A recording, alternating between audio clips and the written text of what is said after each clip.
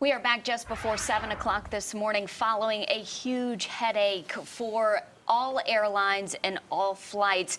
An FAA computer issue has grounded many flights. This is a look at the flight board at Charlotte Douglas, where we are seeing delays build really by the minute.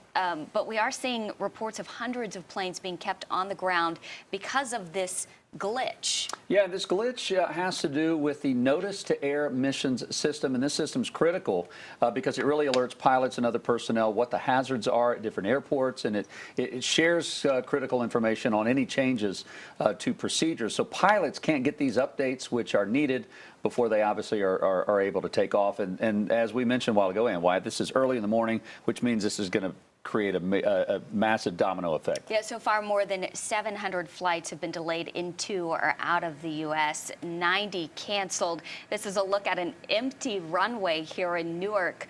There's one plane landing right now, and we have seen on FlightAware's map that tracks all of the planes. There are some up in the air right now, but they're trying not to compound the problem by putting more flights up.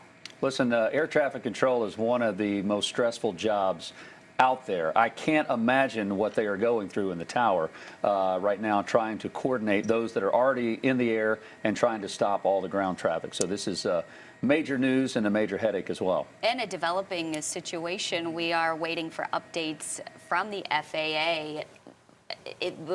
We're just constantly watching our phones. We're in a waiting game, but it's interesting you mentioned that there because you can kind of see on the flight boards, not just at Charlotte Douglas, but other airports, when that delay came out, because right up until that point, the flights were still taking off. So a bunch of planes took off right before the systems went down, and they're obviously up in the air, need a place to land. So it's going to be interesting to see how this all pans out with those flights that already took off right before that went down. I will say silver lining here, when the instruments fails, we know the pilots, they train for that, and visibility across the East Coast mostly is on the good side. We are going to be waiting for sunrise in about 33 minutes for any of the pilots that might be working with limited instruments right now. At least the visibility, at least heading into Charlotte Douglas International, should be good once they get below the cloud deck. And